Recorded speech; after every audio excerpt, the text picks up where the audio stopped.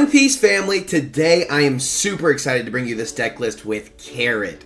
Carrot, the Minx baddie. Call it what it is, boys. It is what it is. Out of pocket on this one, I know. Listen, Carrot is actually a lot of fun to play in EBO2 meta thanks to the new searcher for the Zoe stage right here. I think that card's actually really good. Standing a 5 cost, or just I think any Minx character, I don't know if it's 5 cost, I can't remember off the top of my head. You'll see it right there. It's still right there. But it also has the effect to stand up one Dawn is active after it's used, letting us do a lot of plays with our 5/5, get one back. You do all these little things, and I think it adds up. So I'm having a lot of fun with this list. Let's actually get into the list, but before we do, join the Discord down below. One Piece family, we're almost to 500 subs. Once we hit 500, we will be doing a giveaway as well as other stuff very soon. So thank you guys so much for all of the support. Now let's get to the deck profile. Like, subscribe, and here is the deck profile. In my opinion, this is what I have built personally, but let me know your thoughts. This is the Stun Lock Carrot. That's why this deck is just so freaking good. I think if she was green-black, it could be even better, just because of her leader ability saying activate main once per turn. If you have a Minx character in play, rest up to one of your cost 5 or lower, or your opponent's cost 5 or lower characters. Tapping 5 is actually really important in this meta and in this deck. Specifically, it helps with the Sabo blockers and stuff like that. It helps us with anything Doflamingo. I think this deck is actually in a very good spot and really underrated in the current meta. Now let's get into the newest card, the Carrot, the 2K counter Carrot with the cute little chopper in the background. You cannot tell me that's not sweet. On play, if you have 3 or more Dawn cards on the field, look at the top 7 and reveal one Zao and play it, put it in your hand and then play it. Yeah, pretty simple stuff right there. Cheating out this stage, which I just mentioned.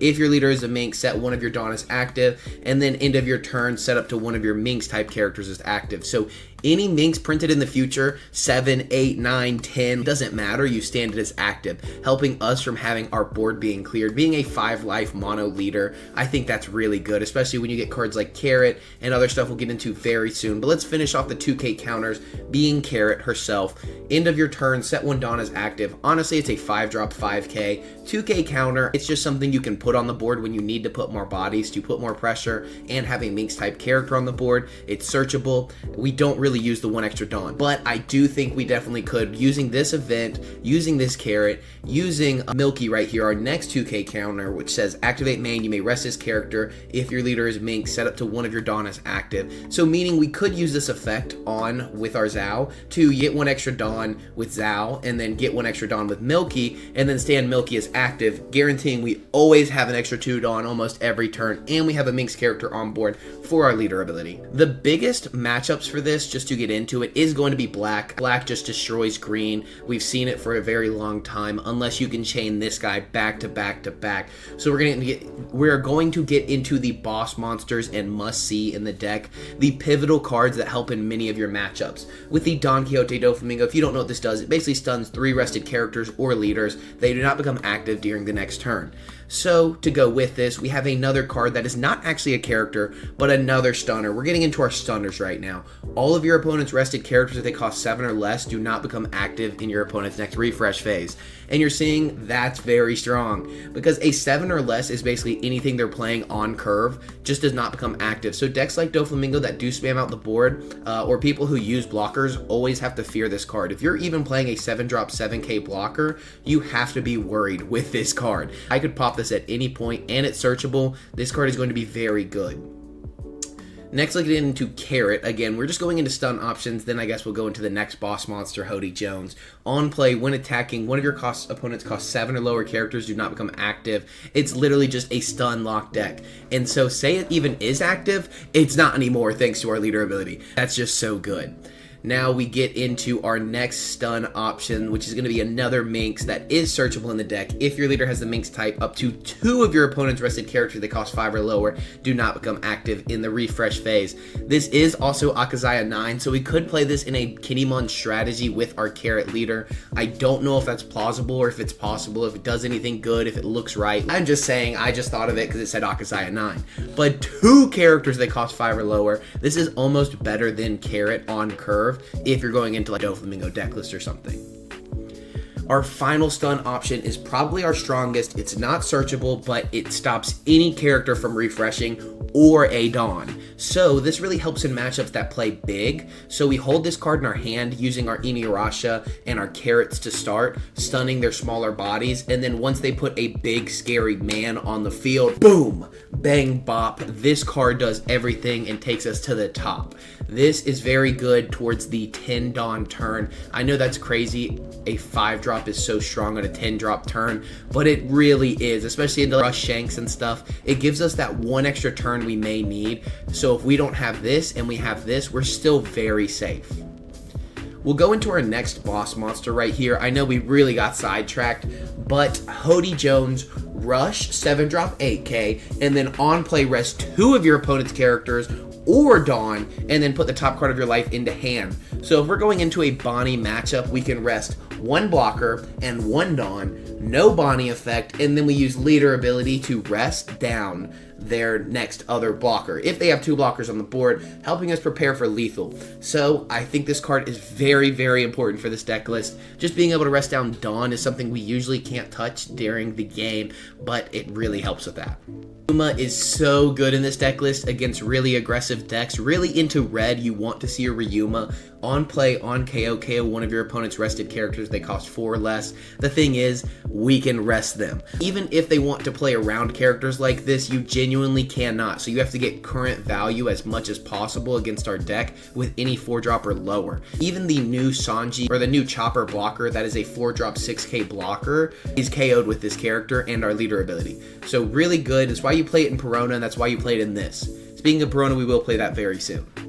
Now let's get into Pedro here. I thought this card was so OP when OP08 came out, and it showed me it wasn't. But in this deck list, it's really good. Rest up to one of your opponent's Dawn, or KO one of your opponent's cost 6 or lower when this card is KO'd. Oh, and not to mention it's a blocker. Like blocking out and getting to do whatever we want. Usually you want to swing before playing your bodies, but you can't against Pedro. Because I've had this against decks like Lim, which if you don't know, her main objective is to get to a 9-drop Zoro turn. So if they swing early on their 9 Dawn turn, I block with Pedro, take away the 1 Dawn, and now they can't drop Zoro on curve, allowing me to keep developing carrots to freeze their current board while starving them out, and then killing the Zoro once they play it on their 10 Dawn turn when they weren't ready to. Now this is Wanda. She's just your normal Mink searcher. She helps us find any of our pivotal pieces in the matchups we need, so we can find Luna, Zhao, Inuyasha, any of our 2Ks, a lot of good stuff with the Wanda. Now, there's another idea here to play a Doflamingo package in the deck list, but it's very hard to play other things than Minx because your leader ability needs a Minx on the board. So you always need this 1-drop and this 1-drop to really have those characters on board, and sometimes you have to play them out for no effect at all just to keep your leader ability active, especially in black matchups that KO it. But to say nothing more about that, this is the Doflamingo blocker. If you have 2 or more rested characters in play, set this character as active. It's really good helping our deck become aggressive and starve out our opponents how we want to while also developing blockers. So usually you play this on curve, or you can play it after your curve, more on the 7 Dawn turn. Usually I want to take first for my opponents, helping me get to my Zhao, but you can obviously play this second and get the free Dawn back to play more characters on an even curve, but I like beating my opponent to the punch. Just getting to this and the 7-drop very soon and playing carrot on curve is magnificent. So that is going to be the current deck list for Carrot. Let's get into some games, show you some meta threats and probably some non-meta threats that we take on with this leader who is very underrated in my opinion, and I really want you to see how strong this new Carrot is adding value. Or I hope you see this Carrot's good. Alright, it looks like we're playing against the new green-purple Luffy. Any purple deck I'm always taking first from, and too many 5-drops for me. We're going to mulligan that hand, getting our Searcher, but remember you cannot play her on this first turn, so we pass it to our opponent, because this says if you have 3 or more Dawn. You have to be at that 3 Dawn. They get the Going Merry. This card's actually going to be really clutch in this matchup, surprisingly. So this can basically make any of their characters +2 cost, which makes our leader effect a little more null and void. We play this down and completely whiff. Wow, that one hurts a little bit. I'm not gonna lie to you. We don't get to cheat anything out.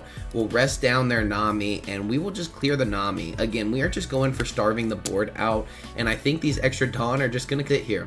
We're just trying to starve out their hand. They don't have access to many draw power cards, being green, purple, and we can rest down a lot of strong characters like their Sanji and Pudding. I haven't played this matchup at all, so just don't be surprised if maybe I should have gone a little more aggressive into face there or something like that as we learn the deck list. You may rest this stage if you have if your number of Dawn is equal or less than your opponent's. Fair enough. 5 at face, we are just going to take early. Getting the carrot is going to be very good here, but something he didn't think about is that I'm going to rest this guy down. Even with the +2 cost, nothing would have happened there, so it's really not that big of a deal for him. But we're going to go and swing 5 into him, forcing a card out of hand here, because they're not just going to give it up for free, right? And they're not at that 3 life threshold to even get any value, so personally I would probably let it just get cleared. But hey, we're different people. He chooses not to. Again, personally, I think I would have, because I know the deck I'm playing against. I know what carrot does, so that's just me, but it's a little bit different because he may not know the matchup the same. If you don't know, once per turn, Dawn -2. If you have a Straw Hat type character, if you only have Straw Hat type characters in play, set up to 2 rested Dawn as active. Really good card right there, because now he could go -2, which I don't think he should in this situation. We're just going to take this again. I'm not really scared to take. I'm going to be honest with you guys. There is something strong that you're about to see here, because we can't tap this down. Don't get me wrong. We could even play Zoe. Oh, we could play Zoe. We're going to go 5 here because he can't block. If he blocks, he gets stunned, right? So if he takes the free block here, I would understand why, because it's 1 less card from hand, but then I'm going 6 into it, and then I'm stunning your Sanji. So he chooses not to, of course, which was very smart on his part, I'm not going to lie to you. And then we are going to go 6 into face, choosing to stun nothing, which may seem crazy, getting a little aggressive here. He chooses not to block, which honestly was probably smart, because now we're going to gain a rested Dawn back and play out Bonnie. Freezing a Dawn because he didn't want to give us the Sanji, stand our carrot back as active, and now we're chilling. No pressure, no sweat. We have a very strong hand, and we're getting close to this 10-drop Doflamingo. Because I'm feeling good. I think you can tell also my throat is feeling a lot better. I was having so many issues with that, but now we feeling good. We feeling good, guys. So this Sanji Pudding is very strong, giving +1000 here for the leader effect, and then getting 2 Dawn for the leader effect, and then getting 1 more Dawn for Sanji and Pudding. I think that's really good stuff right there. Now they play a 3-drop Frankie. If your leader has a Straw Hat crew, add 1 Dawn as rested. Swinging 6 into face. We will start to counter out here because I'd rather not deal with it, but that's just me. I think we rest the Sanji and Pudding here and try to take some cards maybe out of hand? I don't know. Because resting the Sanji Pudding, we could just stun it on the board. We could also stun the Frankie, but the Frankie doesn't do as much. So we definitely get the Sanji Pudding. Do we even swing face, or do we load up on Dawn? I think we will. What are we even trying to play out here? Probably the Bonnie to stun a Dawn. So I think we just go 7s into the character, and then we will be able to stun it with the carrot anyway. So it's not going to do much. But again, we're just trying to get cards out of hand at this point. So I don't think we add that. We're going to play down a 5-drop, get 1 back. So we play out the 5-drop Bonnie. We can get 1 back. We're swinging too heavy to be worth giving us the Sanji here because we're swinging into a larger body. So we know we're going to play this, freeze a Dawn. We're going to get 1 back here. So now we know exactly what kind of Dawn we're working with. So we'll go 7 into it again, and then we'll go 8, depending on what he chooses to do. Again, our leader ability is... all we're trying to do here is take every card from their hand. I'm telling you, I want to see every card reach the bottom. And so he gives us the Sanji here, which honestly was not smart, because now I'm going to swing 8 into the Sanji, giving us more cards and freezing this. So it honestly was not worth the block right there. It was better just giving us the counter. So I don't really understand that one, but hey, again, different players, different play, no hate. We do have them on 8 Dawn, so we know they can't 9-drop rush Luffy, which is really good situational awareness to have. They also have equal Dawn to us, so this says if you have equal or less, set 1 Dawn as rested, but they can play down this mother trucker. This is a very good card with Rush restanding itself if you have if you return 2 active Dawn. He gets 3 Dawn back here, having 5 Dawn to swing with. He's definitely going to be clearing this out, but I think stunning his characters is going to be the most important thing. Now, how is he going to do this? He's going 9 here. We are just going to let this die, I believe, because I don't think, if we do the math, this is going to be 9 and then 9. So he's going 2 9s into face, and then he's going 6 into face. So I think if we're going to counter out of anything, we should counter out of 1 here, because it's 2 2Ks rather than 2 2 and 1. So we will give him the 2 2Ks, forcing him to now swing here. He gets a Dawn rested, not getting any effect out of the character, but that's okay. That's understandable. Now he's going 9, which we did see coming, and then he takes a life, which is part of the effect apparently that I didn't even realize, but he doesn't know this guy's coming in, and he's coming in strong. He may actually choose not to even rest the character, which honestly is kind of smart in my opinion. It gives +2 cost to the Sanji and Pudding, but that still only makes it a 7 cost, so it's still frozen from our leader effect, and we can't freeze this down, so he actually played around that very well. But the thing is we can go 6 here, right? Freezing Luffy Taro. Actually, we can just go into face here, because we can freeze everything that's on the board right now with the characters we have. We can even play out the Searcher to grab another 2K just in case, and then get the Dawn back as active. So I think that's probably what we'll do here. We're going to go 6 into face, freezing. We'll freeze down the Sanji Pudding, right? And we're not even going to swing this Bonnie because we don't need to. We're just trying to get cards out of hand, right? So we're going to swing 5 here. He honestly probably lets it go. I think in this situation, I would let it go. Yep, but it's something that was worth doing. We played this out to see what we can find. We do find a carrot here, so we could play out the carrot and freeze the other character. His leader's also not rested, so we don't get full effect out of playing anything else down. So it may be worth playing this out, getting to play out the carrot, freezing this as well, add another rested Dawn, and then we can go... I said I wasn't going to swing his face, but I think we will. We have 2 of his characters frozen. We have a 10 drop, so it's forcing him to swing. So I think we just go heavy into face and keep counter in hand, because if he plays another one of these with Rush, you got to think how many swings that is hitting us. So we know we have the 2 carrots, we have a 10 drop coming in, and we have all of his board frozen. This is exactly what we needed. I do think he gave the wrong cost, extra 2. Oh my goodness. Oh my gosh, he's going to do it. So he's going to be able to go 8, 8, 8, 8, 6 into face if he wanted to, because he'll get 3 Dawn back, right? So 6. Technically, he can go 8, 8, 8, 8. 4 8s here.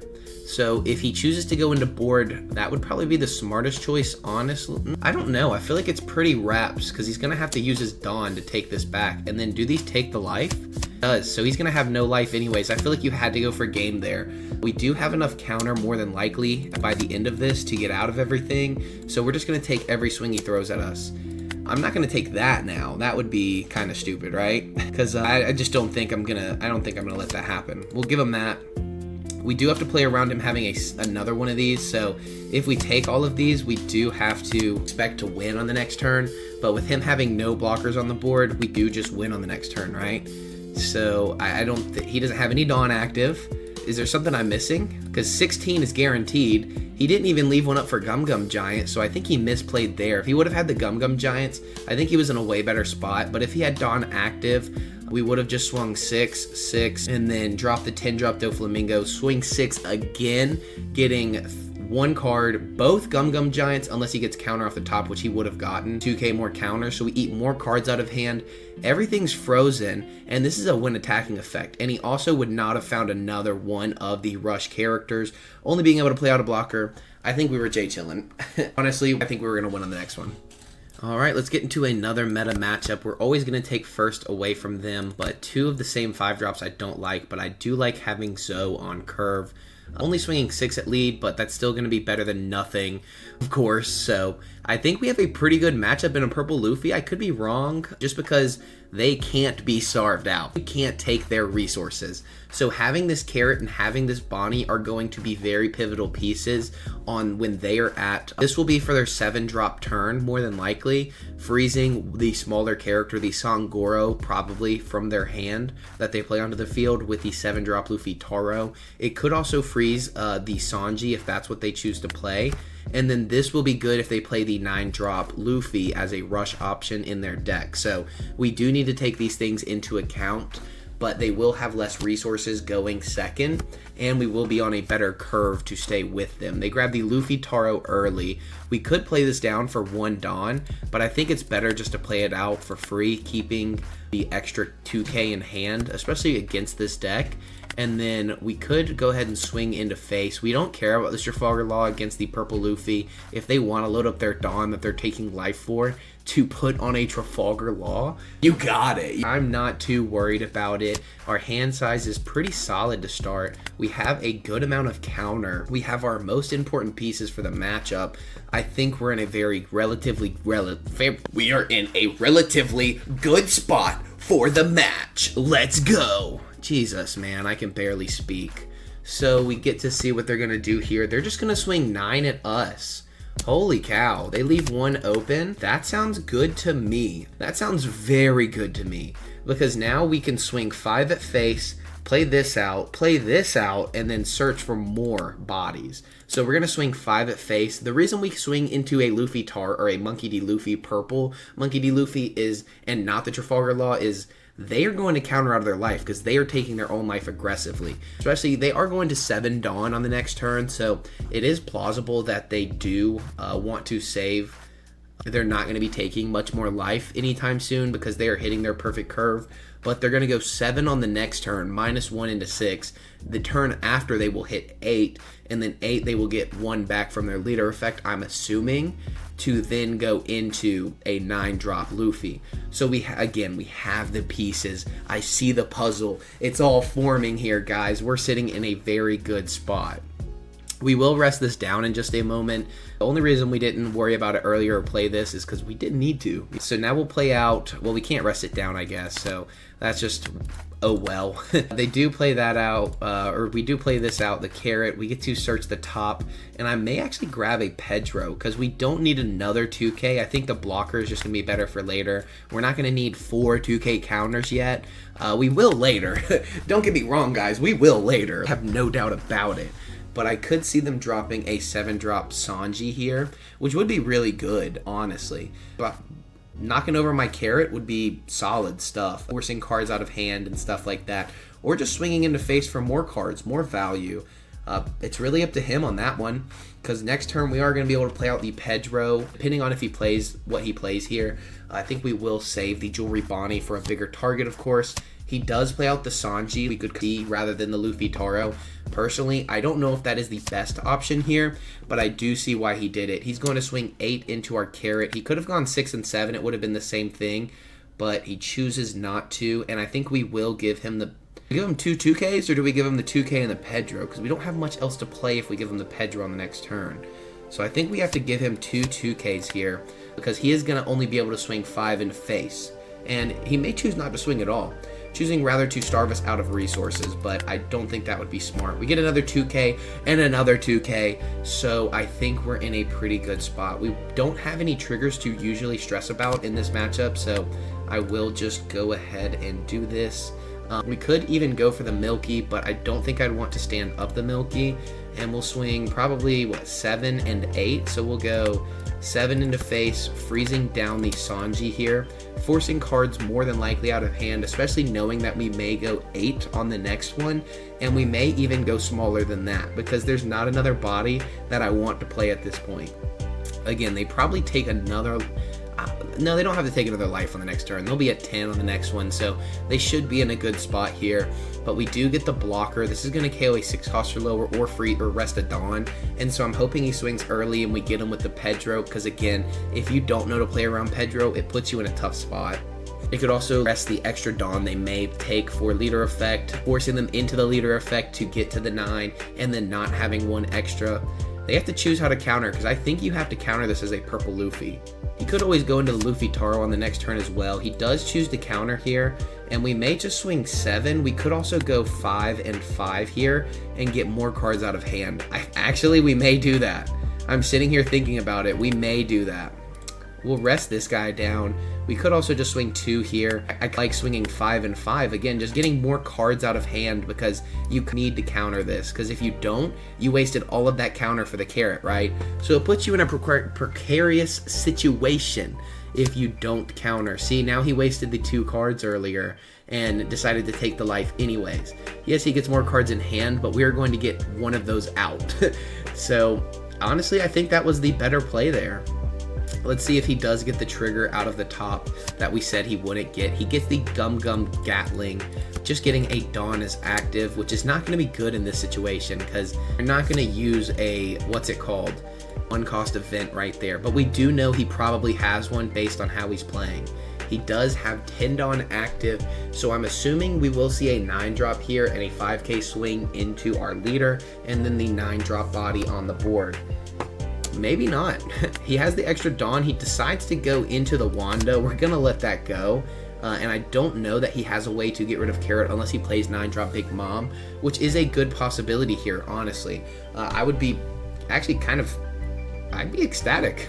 That would be a good play. Getting rid of our Carrot, which is very precarious in this situation, forcing us to play out our Bonnie on the next turn if we do not get a Carrot off the top. Which obviously we want to get the Carrot off the top, but the Bonnie is going to be very good if he chooses to continue minusing Dawn, because then we can freeze it, and he does play the 9-drop Lin Lin here, getting less cards in hand because they have to discard a card, gain a life, and then heal us 1. So we will be forced into the Bonnie unless we get something better from the top, because we won't be on 10 Dawn yet to use the Doflamingo, but the Doflamingo will have a lot of action in the next one. He does swing 5 at us. We don't have a Dawn to freeze or anything, so I'm sitting here wondering if we take it just to have more cards in hand. I think we do. We get another 2k counter. I think you can see this deck gets a ton of 2k counters here. We can develop a few bodies on the board and continue to rip cards because we can play out the Bonnie right here, tapping this down, get 1 back as active, swing 5 into face, and then play out the next one just to have more characters on the board. He won't have lethal, and even with rush options, we have the 10-drop Doflamingo to freeze them, so we should be pretty safe on the next one. All of their bodies, or their blockers, are rested by Carrot Leader Effect, so you haven't seen the Leader Effect command a lot of our opponent, specifically from the cards they're playing, but it's because they can't play the cards, right? You know what I mean? So there's also merit into even swinging the 5 into leader with the Pedro. No reason not to. Just take more cards out of hand because we're not in a place where we lose because they have 9, 5, 2 on the board. And if they have to play a 9-drop Luffy, they are at 10, they'd return 1, get 1 back with leader, and going all in, they still lose because we have 8k counter and we guaranteed have 1 here. So no matter what, we get out of the 10-drop swing and force our opponent to beat us. So I think that's what I'm going to do here is actually go ahead and give him the Pedro. Forcing 1 card out of hand here and a 2nd card with Pedro is going to be chef's kiss. The only issue there is if he gets another Lin Lin, which would remove our Pedro from the board, but it would heal us up. He would swing this Lin Lin and we drop the 10-drop on the next turn. So don't think I'm not thinking about all of the options because I'm taking it in, bro. I'm putting it, it's up here. It's up here. Is it always right? No. But am I usually right? A lot of times I am. So I'm pretty okay with how this situation is right now. And even if he chooses to take this, I think I'd rather just swing 5 with the Pedro, not forcing him down to 0. I think we do swing the Pedro though, forcing hopefully another card out of hand that he just got, probably some counter. He gives us a 2k. That's kind of wild. We play this, we'll freeze this guy just because we can, and then pass turn. Standing our Pedro is active. I didn't even think about that. All right, I just said I think about everything, and then I didn't even think about that. We got to swing the Pedro for free. That's pretty good stuff right there. So we have their board pretty locked. They need another 9-drop Big Mom, in my opinion, to heal up, leaving 1 active for Gum Gum Giant, of course. And he plays Luffy Taro instead. Honestly, not a bad play, but one that won't get him very far, thanks to our 10-drop Doflamingo on the next turn. He chooses to swing 6 into face here. I think we do counter out of this because we can, and this carrot does not have much effect after this point. Now 9, we just take, and we keep our blocker on the board. Another 2k counter is crazy. Another 2k counter is wild. We're going to rest down the Sangoro. So now we are just going to go all of our 6s probably into face, because again, he has to get out of it, right? So we'll just go 5 into face. It's guaranteed to give us a card and nothing less. And I'm assuming he takes, which is wild here. But we're going to do a bunch of low to the ground swings. The reason is that he's baiting us in with 2 Gum Gum Giants. We could tell he had. We could see he was bricked up from how he took the 5k swing earlier. So we didn't really want to continue going in. The thing that he's not expecting here is we're going to go 5 and then 7. So we're going to go 5 here, forcing out a counter. We could have gone 6 and 6, which may have been better. But I just think this 10 drop is going to do so much work here, especially knowing we still have 9k counter. So I don't think there's really a way we lose in this next turn. There may be a merit into swinging heavier and forcing more cards out, but again, he looks like he's still bricked up. He gets 2 new cards, pitching his Rush Luffy, his option to win, so he must have 2 of them, but we already took 2 Gum Gum Giants from hand. Now we get to drop a 10 drop on the board, freeze these 3 characters, get 1 back as active, and swing 7 into face, forcing our opponent to win on the next turn. So even if he can get out of this as bricked as he has been, he does not have many options, because he would have to swing split between a 5, 8, and 2, because if you play the rush unit, you actually get less Dawn effectively. So he can't take life to gain more Dawn. He's already at 5, so he'd only have 7. The only rush option is Sanji. He could go 5, 7, 8. We can get out of all of those, and he's still bricked up. GG's to our opponent there. That was a good one, man. That was a good meta deck list to go against. All right, you know how we do, 3 games right here, and we are going off. I think this is a solid hand to keep against the opponent we're playing against. We're going to play this out, grabbing probably a carrot. I don't think Zao was amazing, don't get me wrong, but standing our characters as active doesn't do as much in a smoker matchup. So I just don't know. We don't really have a 5 Dawn play except for the Doflamingo, and that cuts off our looter ability if he plays a 3 drop out. So I think we have to go for the carrot here and just go ahead and pass turn. We don't have a 3 Dawn play, don't get me wrong. I think this is the best play for the situation. He ditches 2 cards from hand, being a Kuzan and a Borsalino, and we get the Inuyasha. That's pretty solid. We're going to swing a 5 at face here, rest down his Sengoku for no reason, and then we're going to go 5 again, because I don't think we're too stressed about it. We'd rather get cards out of hand at this point, and we're going to rest the Sengoku just to be funny. Literally just to be funny and pass the turn. So if he wanted to kill this with this, he would have to put a Dawn on it. He may swing into face, but that's the wrong choice. You need to kill the Wanda here. Yup. Makes sense to me, brother. Makes sense to me, brother, man. He gets the Kuzan here, so we are going to have to play this a little weird, because we can't lock this down unless we have the Wanda. So maybe that was a misplay on my part, and we shouldn't have done it like that, because now he can Kuzan swing, KO this, and then block her up. So I think we will develop the Don Quixote Doflamingo instead, just because we get more out of this, and then next turn we can play Milky, rest itself, to then play this and have the 2 rested bodies. The math makes sense, so we're just going to swing 5 at face. Nothing to rest because we don't have the Wanda, so we, like I said, we did misplay right there, and that's honest. Oh, jeez Louise, man. I need to keep the voice cracks in control. You would think I'm a 14-year-old boy going through puberty for the first time, but trust me, I'm not, surprisingly. I know. Alright, he gets to swing 7 at us, and I'm assuming he won't give us the Kuzan here. That would be a little silly to me. We'll play out the Milky. We'll rest down the Kuzan, because the Kuzan has the stronger minus effect, and then we will swing 5 into the Kuzan. If he gives it to us, we'll just play out. If he doesn't give it to us, we'll just play out the carrot, freeze it, and pass turn. We don't need the extra Dawn at this point, but I do think if he swings with the Tashigi, we get to play out Inuyarashi, which is going to do a lot for the deck right here. 5 at us, I think we're just going to choose to take, because he would have to load up on this to really stress me out, and I'd rather get the card to hand first, assuming that he was going to go just 6 to play out the Gecko Moria. Gecko Moria bringing out Borsalino, probably. No reason to play out Rebecca. He actually goes for the Kuzan, which I don't think is the correct play here, because I can freeze the Kuzan. And then he gets the brand new, of course, which will be able to search more cards to hand. grabbing an Ice Age is going to be very good. We're going to go ahead and rest this guy down.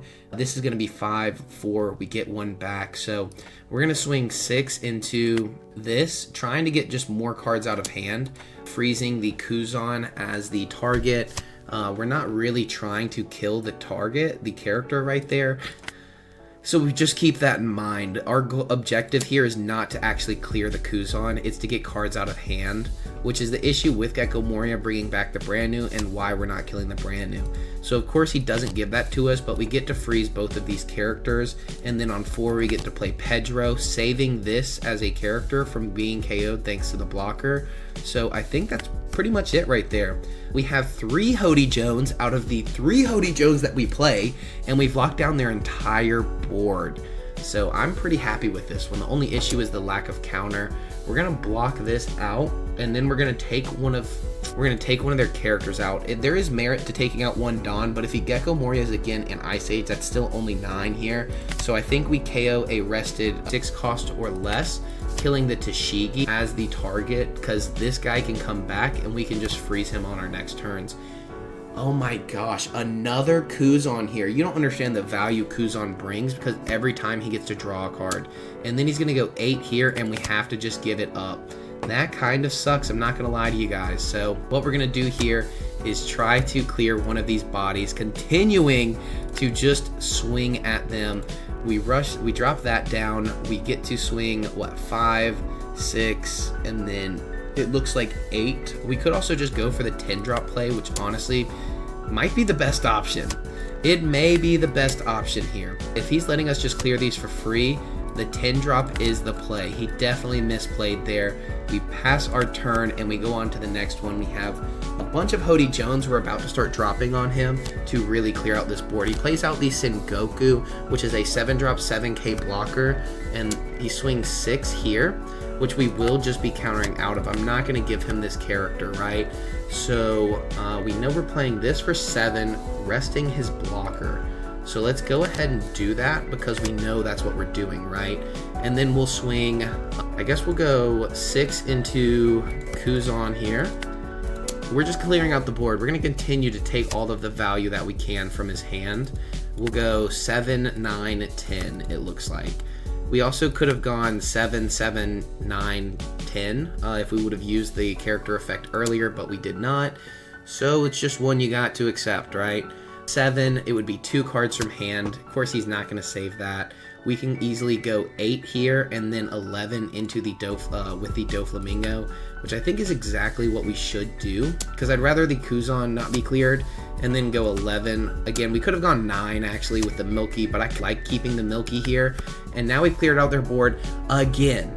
But look at this, guys. They still have 7 cards in hand. Even though we're clearing up the board, they have 7 cards in hand. The strength of this Milky is that it does not give the Smoker a free plus 1000, so that's going to be really good stuff right there. I'm assuming this means Tashigi. No, double Ice Age is crazy. Rebecca into Brook, KOing our Doflamingo, and then they still have Forward On to attach to Gecko Moria here. They actually should have taken the 1 on leader to swing maybe 7 here or 8 here, and then the rest to clear the Hody Jones. But he chose not to. He's going to swing 12 here. Now if we save this, we lose this. That's the only issue, right? Because that would be 2, 2, 1. And do I want to do that? Probably not. We'll just let it go here. We will be saving our character, and then it looks like we may have to drop another Hody Jones here. Resting down both of these, swinging 6 here. We can actually swing 0 here, which is kind of crazy. We're just going band for band, basically. It's like one of us has it, one of us doesn't. Let's see what we can do. I think we go 5 into the Rebecca, and now that we have this, we could rest the Milk in pressure life a little more and then get the blocker on the board. I just don't know what's better. We're definitely taking the free extra Dawn. Would it be better to stack and go all in on the Gecko Moria or get the blocker on the board? Because if he splits with these two, do we lose? No, we don't. So we will do this and try to hope he doesn't have 2 2Ks. And of course he does have all the counter he needs. Now is where it looks bad, because the thing is, we played like as if they didn't have the counter, and they also don't have to go for our life. They can just swing into board, because now there would be no merit into saving this, or he just swings it all again, right? So we would actually be countering out of all of this to save this rather than save our Hody Jones. So I think we just let it go. It's like that Elsa song. You just let it go, let it go. We will have to save this, I think, by giving them a 2k and a 1k here, because we do need some kind of body on the board. We're gonna rest this down, and then we could go another Hody Jones. I'm telling you, we're going band for band, but then we can't develop a blocker because we don't have the Milky, so that actually is quite literally impossible to do here. I think we go 7 at Kuzan. If this survives, I would be pissed. So we are going to go 1, 2, 3, 4, 5, and we're gonna go 10 here at Gecko Moria and call it Hope and Pray. This is called Copium. If they can counter out, we just lose probably, but this is to show you how difficult these matchups are, because going band for band with anyone who can play Gecko freaking Moria literally just sucks. It does. It genuinely just does. And the issue here is if we don't block out or counter out, which we cannot counter out, if he kills our Pedro with a 5-drop and then goes 5 here, the only possible way we don't lose is actually, even with another 2k, I think no matter what here, guys, we just lose. I could be wrong.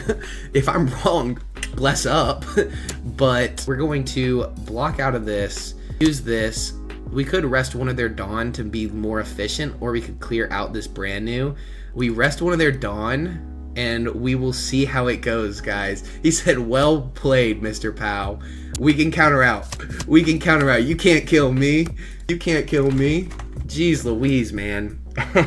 That's freaking funny. He said, sure.